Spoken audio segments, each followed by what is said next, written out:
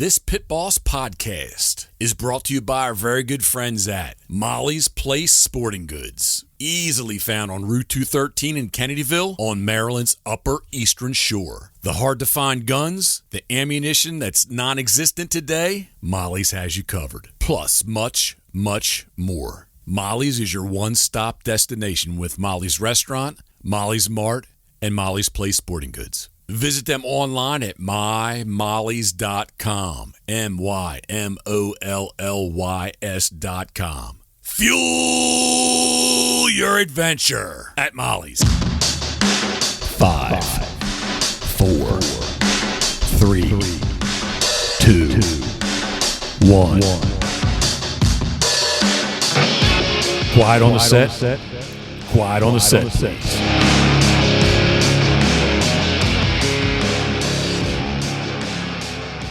A very happy Monday to you. I appreciate you taking the time to tune in.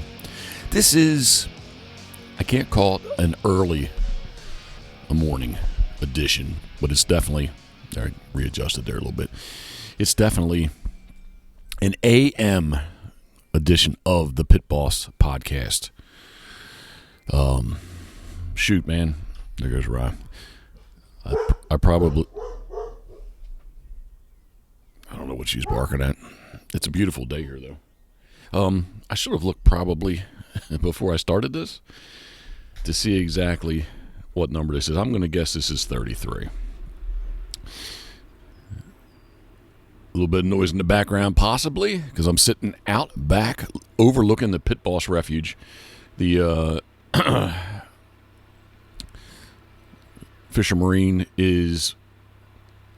I think they're doing a boat lift this morning. They're not doing the bulkheads. Bulkheads would be on the opposite side of the street from us.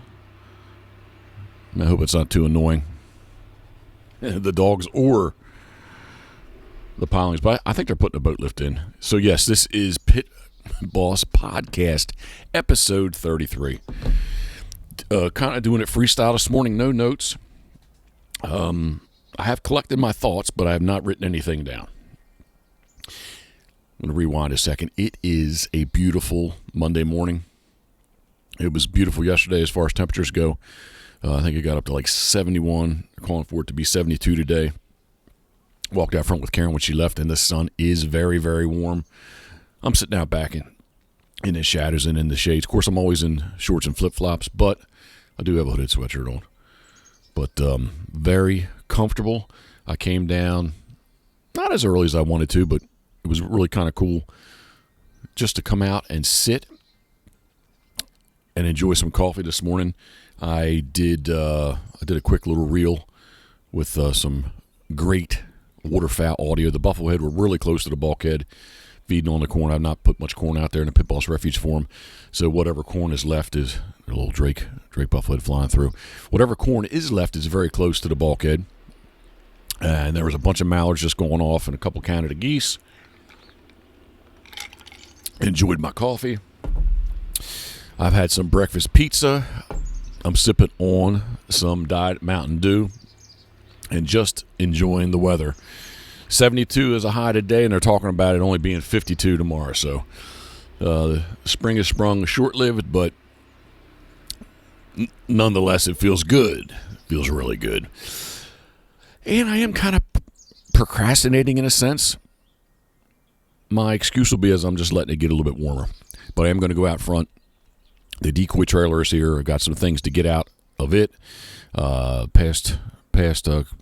past 3 mornings, I've kind of tried to rearrange the garage a little bit, kind of making that switch over from duck season to non. I hear some geese. Here they come. Oh, nice pair. Boom, take them. Nice. Nobody else is around or they'd be going off. Double clucking, triple clucking.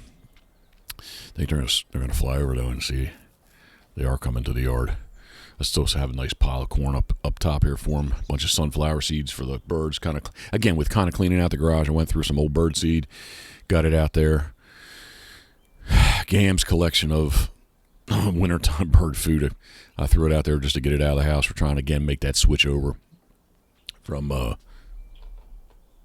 thought I heard a woodpecker, but it's not. Red-winged blackbird is in the tree in front of me here. But anyway, rambling. But yeah, we're just trying to make the switch over. And I do need to get a few more things out of the house. Yesterday, after we out and about with the pups, doing all what we do in the morning, our Karen and myself's daily weekend routine. I did get a bunch of stuff out of the house. So we do have somebody coming tomorrow, an appraiser of sorts. So we're not the anybody that stayed here at the house knows. Gee off if you're listening.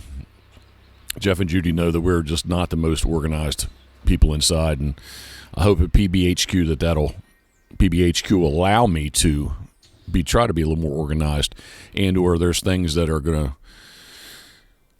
not gonna make it from this current address to that address. They're either gonna be given away or gonna be dumpstered. So I'm feeling myself going on tangents. I've got so much stuff that I'd like to give away, but I just don't know really how to organize, truthfully organize to do it, because it's just not going to be given away instantly, and or somebody's going to say, "Hey, can you ship it?" I hate shipping things. We're gonna correct that though. Going way off now topic, but the online store is, I've been talking about it for years, and Scott Moody, thank you very much. It's kind of helped dial me in. So that's going to be a reality. So some of this stuff, maybe we could put the stuff that I do want to give away on the online store, and then that way it's there for free, but I am going to charge shipping if we ship it. So, yeah, got a lot of junk. Junk is a relative word, but I got a lot of junk that's not going to make it to PBHQ. It's going to either, again, be given away, or it's going to be dumpstered. It's not making the journey. 7.3 miles away from here. That journey it's not going to make. But back to my original thought for this podcast. Is there anything else I want to say? Yeah, well, and with this, obviously, usually I put this audio on YouTube, but I'm thinking about making this will be later on today, once I do get some of my things done. If you're a waterfowler, I bet you know what that sound is, right?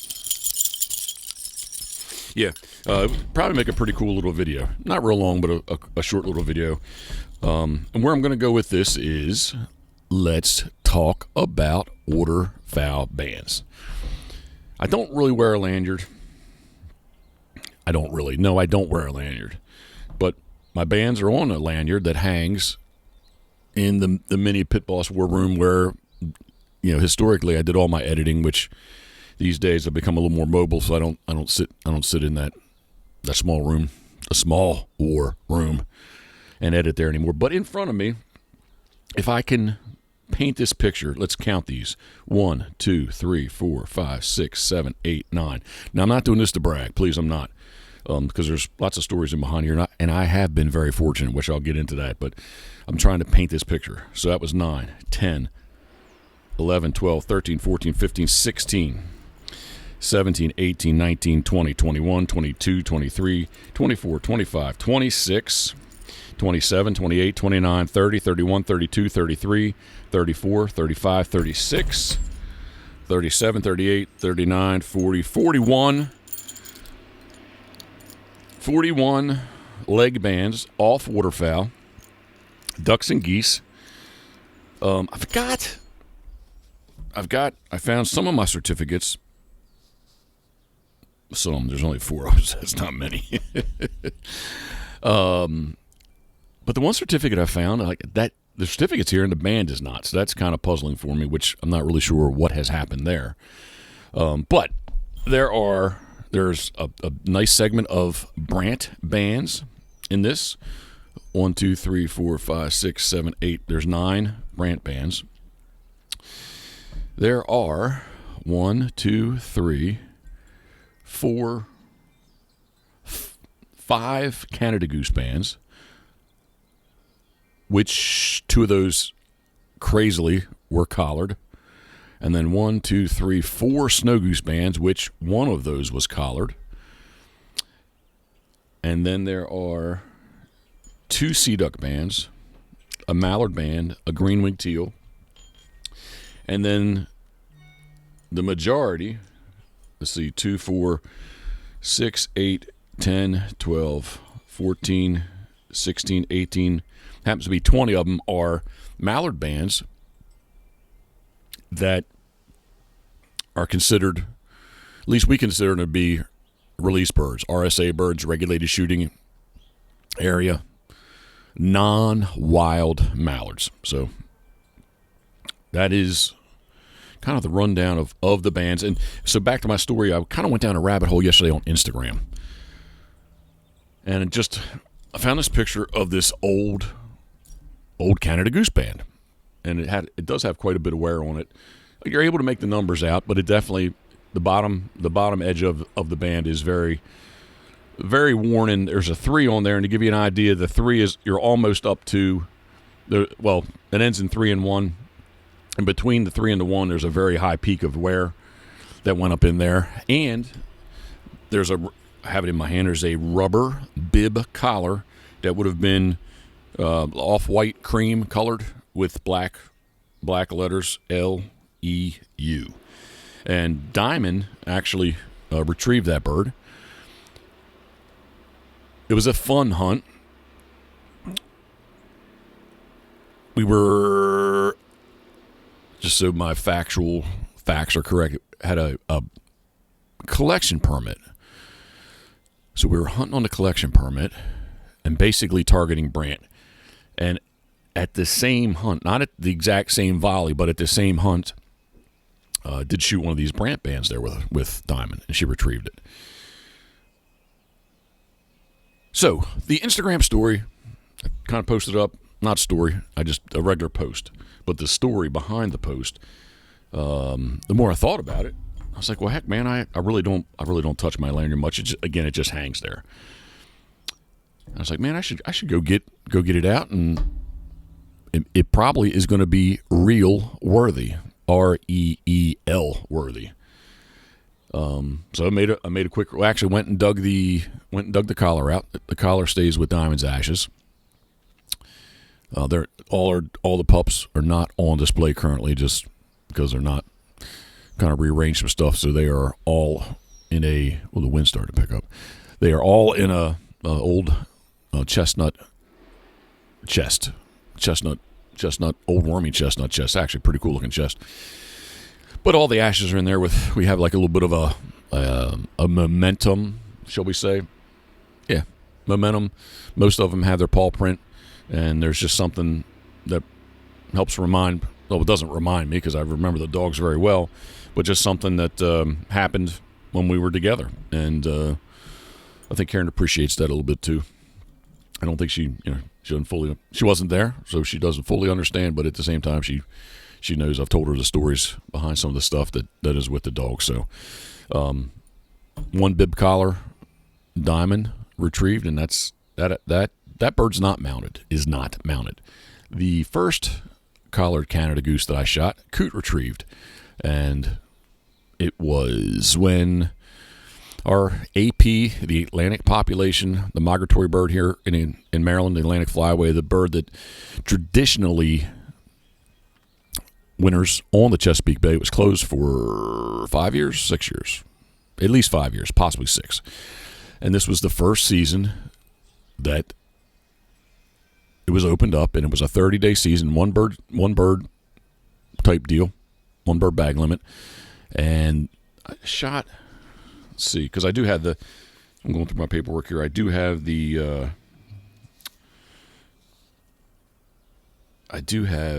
now I got to stay on target because I'm going to get I got to stay on target. I'm sorry. Yes. Let me find it real quick because it's here. No, it's not here. No, I thought I had their certificate. Here goes another tangent. So, Mark Wingert, thank you very much. He texted me yesterday amongst all that was going on with the from the Instagram post, and he said, did I know? He actually pulled it up for me. He said, did I know that you can go back and get the old certificates? I had no idea you can do this. So here is, and this is Mark Wingert gets all the credit for this, but if you go to PWRC.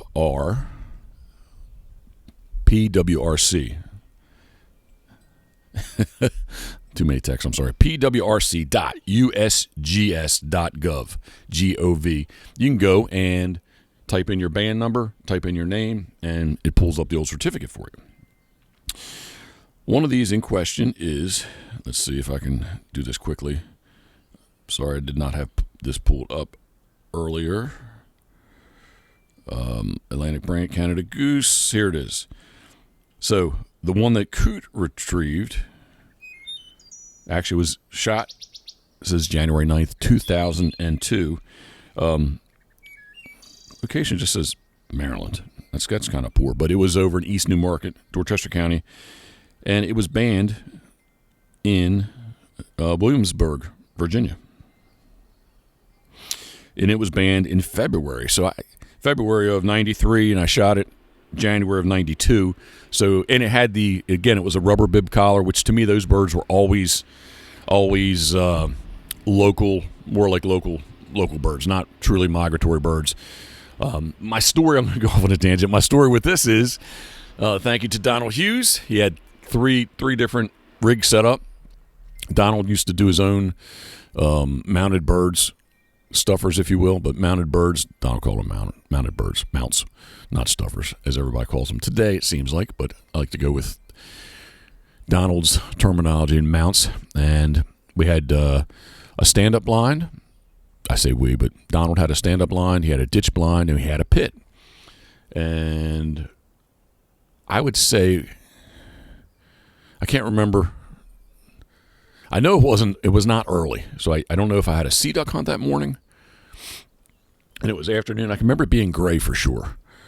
I can remember shooting my old SP10 Remington 10 gauge, and I can't remember. Some things with these bands I can remember, like I can remember everything. Other bands I can just remember more or less the bird that it happened. Not as much as the intro and the outro of the hunt, if you will, but just the actual act of the band. And with Coots Collard, Canada, I remember more of it where it was at Uncle Andy's. Parked, went in. Donald already had all his mounted birds. He left them out because you just show up and basically you were good to go. And I have to thank Coot for me shooting this Canada Goose because it was 3 birds came in nicely. She was not used to shooting out of a pit. I was done a lot of snow goose hunting out of pits, but not much Canada geese because it had been closed for 5 years at least, if not 6. And they're really busy at it, not pumping, but vibrating those poles, aren't they? I'll take a break on my Mountain Dew 1 second. And here these Canada geese come in. I can remember it being gray. Uncle Andy's was a small little peninsula between Cabin Creek. What was the other creek? Slaughter Creek? No, not Slaughter Creek. Slaughter Creek is not there. Little peninsula of land. Cabin Creek, Secretary Creek. How about that? That is where it was.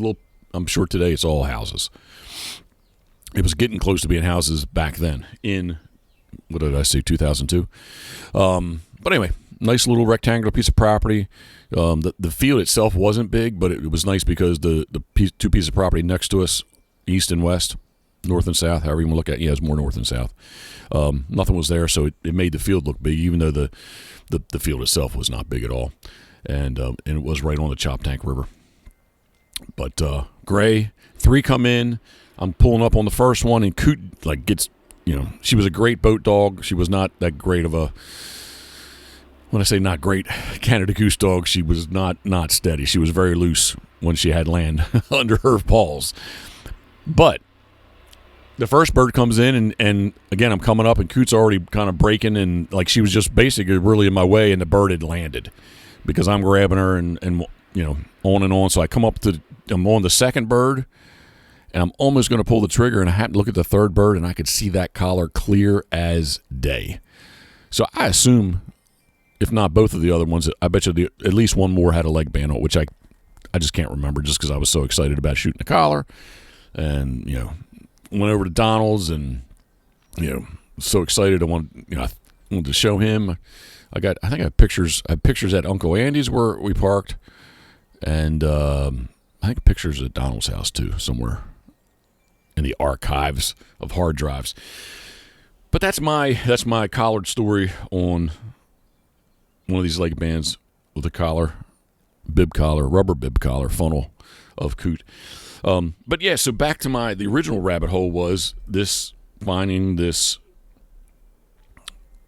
worn Canada Goose band that I know that Diamond retrieved. I know that at the same time, I will say before shooting. No, it was after. It was after shot the Brant, and it just kind of brought back a lot of memories yesterday. And again, like I said, the weird thing is after looking at these, some of them I kind of I forgot the moment until I saw the band. Like the Snow Geese, I can tell you exactly. Again, not the intro and the outro, but one of the Snow Geese is a yellow collar, and I can remember shooting it up at Kevin Fox's club right next to Bombay Hook. Happened to pass shoot that one, and I did not see the collar when I pass shot until it was on the ground. So like that's something that again I hadn't forgot, but until I really got the lanyard down and started thinking about these bands. There's one that I'm all over the place. I'll slow down. I had kind of forgot the situational, the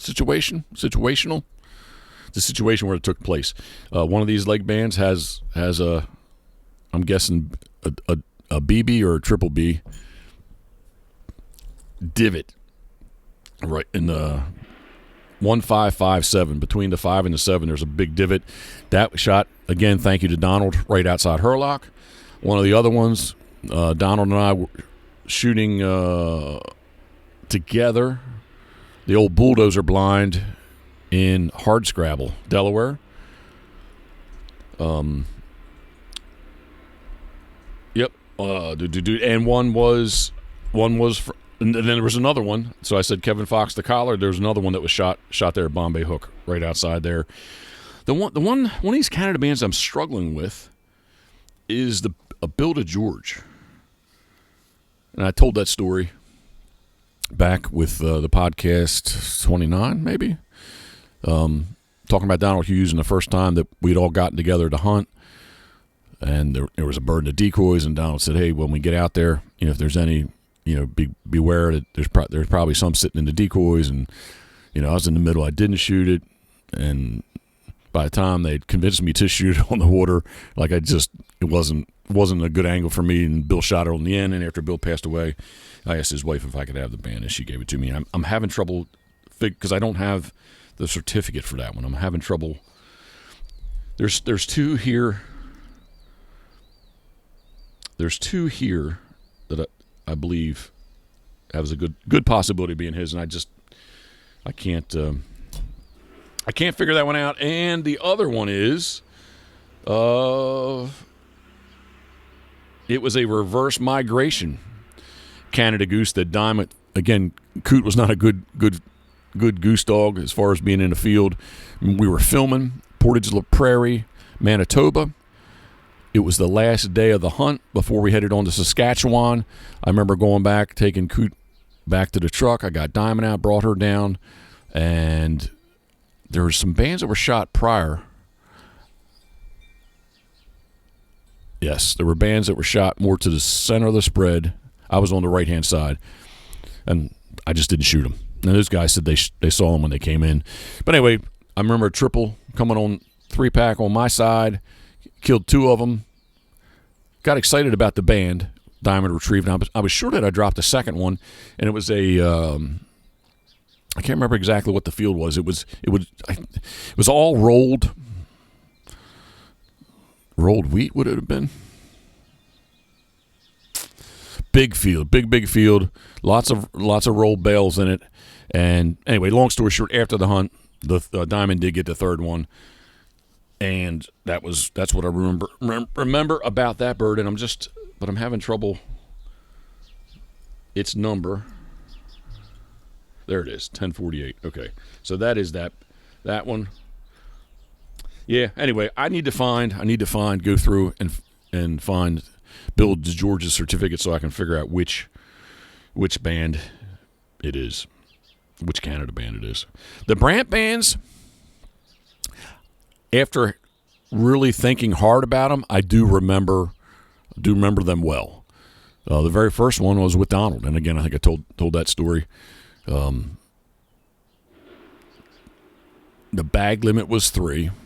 I was a member of the New Jersey Waterfowl Association, and got their newsletter, and they just talked about, hey, all the time and effort, money that they were putting into Brant bands, and they would give their little report in the spring of like what bands were recovered, blah blah blah, all those types of facts and figures. And Donald's, we were in the TDB, and kind of hunting out of, it was in Virginia. Not Captain's Cove. Trails End. Trails End is where Donald had his trailer. Yep. And we actually launched from, I bet you we launched from that ramp. I remember going out on the causeway and launching a couple times with him, and launching from Trails End. But yeah, so that would have been the first one. I can remember truthfully, there's 3 times where I called on Brant, that I called, if you want to say called the shot, and or I reminded people before I sent Coot 1, 2, 1, 2, 1, 2, 3. Yep, 3 of them for sure. About that I only shoot banded birds, and they were. The one was on a collection permit, again, where like it was foggy, this bird was out in nowhere, and I had a strong assumption that it was crippled because it didn't fly, and again it was just out in nowhere where it shouldn't have been. And I sent Coot after it, and they said, "What are you spun around, sent Coot after it to pick it up." And they were like, well, what are you doing? I said, man, I want to get the band off that bird. And they're like, what are you talking about? Sure enough, she came back with it and had a band on it. Jim Hansel, Duck Dog, the commander. I reminded him before I sent Coot that I only shoot banded birds. She came back with the bird in her mouth with one black leg that you could see, and he said it wasn't banded. And I got her across the transom, and I grabbed her by the other leg, and I said, there you go, man. And the last time was the same kind of thing where I shot the bird off my end, and there's more to the story, some names that I'm not going to mention, but yeah, so where am I? I'm trying to take this into a different direction of so all these bands that I have, I've just been, I guess, very fortunate, very lucky, whatever word you want to use, especially with guiding. Because truthfully, with guiding, I don't shoot that much. I do not shoot that much. So a lot of these were early on. First, they were early on before I was guiding.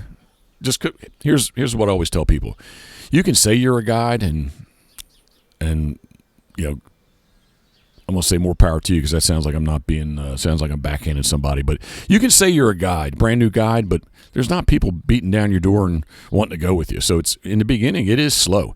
So I had a lot of time where I loved to hunt anyway. I had the dogs and loved Donald's company and kind of exploring and then being an adventure and learning and on and on and on. So I basically I went every day regardless whether I had a party or not. So a lot of these bands are represented in early on waterfowling with me. Some of them, like the Brant bands, just being very fortunate where it would have been with a party. The 3 Bird Limits band, the Brant were everywhere. and I would get a chance to say, hey, I'd bring my gun. Would not shoot with the party, but when they were done, hey, can we hang out? And can we hang out and can I shoot some? And or my Jim Hansel experience story where it was just three of us and kind of letting them have their fun, and I was laying back, not really shooting anything, and so much specifically with his story. And the first time when I came up, I was just slow getting up out of the TDB, and the bird landed. And he's like, "Why didn't you shoot?" And I remember saying because it didn't have a band on it. And the next time I shot, but that's why I reminded him that I only shoot banded birds. And I just was super, super lucky there. But I guess it's better to be lucky than good, as the saying goes, right? So for whatever reasons, man, I just have been very fortunate over the years to do bands, to get bands. And the release birds, they're release birds. So, I mean, do they count 100%? I mean, they're banded birds. And they did have bands on them, but yeah, I mean, they're not federal migratory waterfowl. I just picked one up. A loose one here is very heavy. I only have one that is what I would consider to be non-aluminum, or more of like an alloy. And I just looked it up. It's probably the oldest duck. Let me pop out of here. Here we go. Nope. It is a common eider. Thank you, Randy Drago. And I was following with Randy on Instagram this year. They shot a lot of banded birds this year, sea ducks. But this was my very first bird I shot with him when we were filming for Migration Nation in Massachusetts. Kind of a slower morning. There was a big swell. We had a little trouble getting set up, and really didn't have much decoy. And a hen came by, and typically I don't shoot. I would avoid shooting hens, and I did not have the sense that it was banded, but it was just more of the mindset of like, hey, we're here to film and shoot, and we haven't shot anything yet, so made a nice shot on it. One shot, I was shooting the old over and under. It would have been, I'm trying to think what shells it was. With Migration Nation, it would have been Rio number, I bet you number 2s, I think. 3-inch number 2s from the old Frankie over and under with the black electric tape around the stock. But yeah, it's the only one that I really have that is the alloy, if you will, not straight up aluminum. Here are more geese. A pair coming. Here they come. Don't move, let them get in. Let them get in, let them get here. Let him get here. Take them. Been about a 25-yard shot. They weren't slowing down. It says that it was hatched in 2001 or earlier. It was banned May 29th, 2002, and I recovered this band January 24th, 2018. So my math's not that good, but the bird was at least... That hen was at least 17 years old. Ships Harbor, Nova Scotia, Canada is the location. So it made its journey back and forth for, at least 17 years.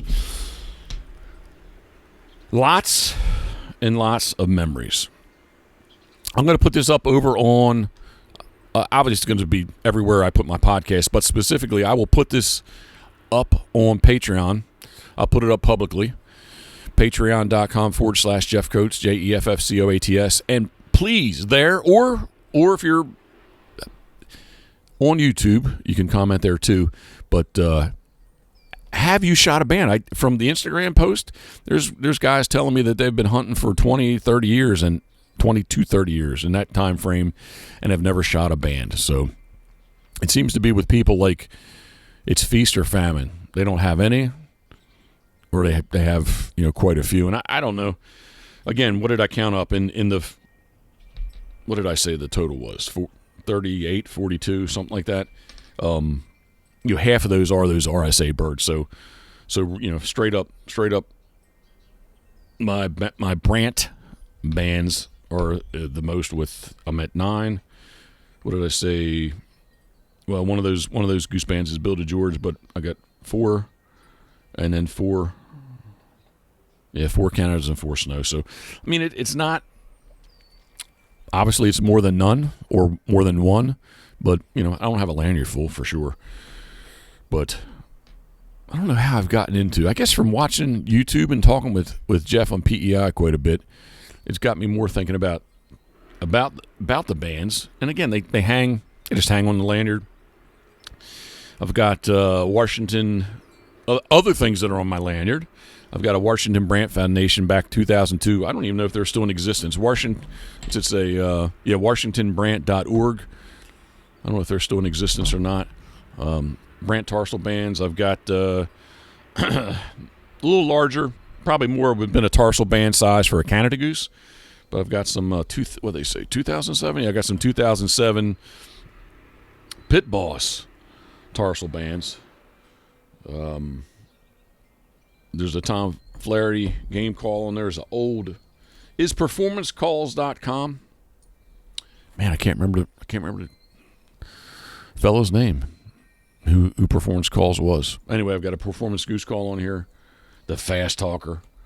There's a Brant call on here. I can't remember whose Brant call. It's a nice rosewood with, I can't tell whose insert it is,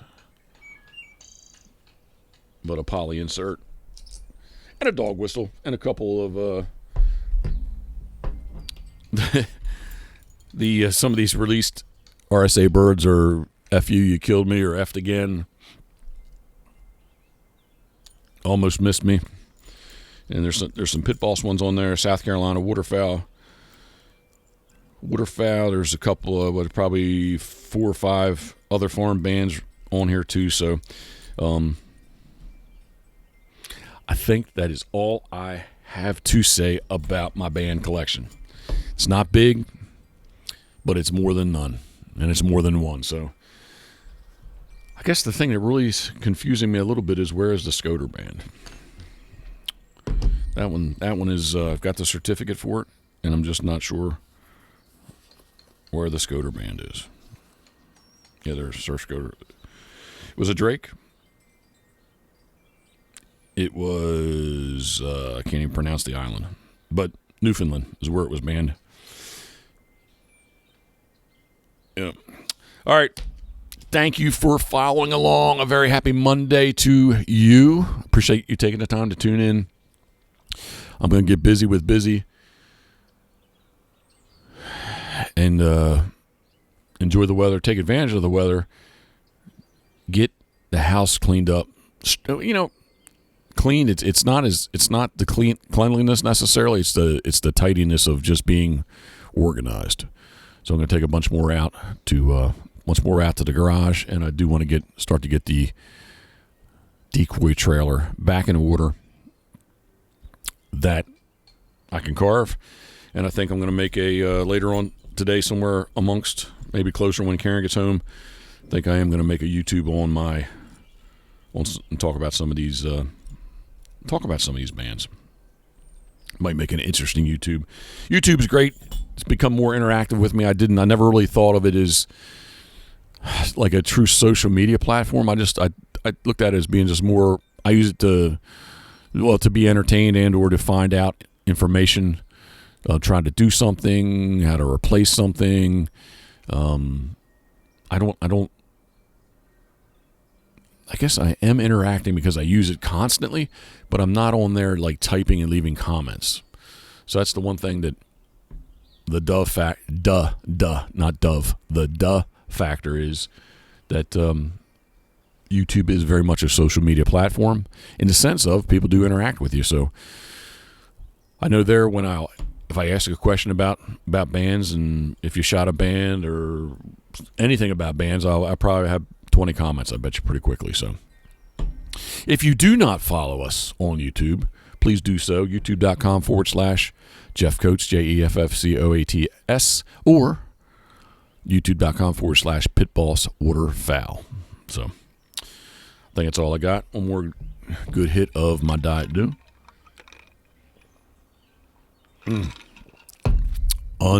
Until next time.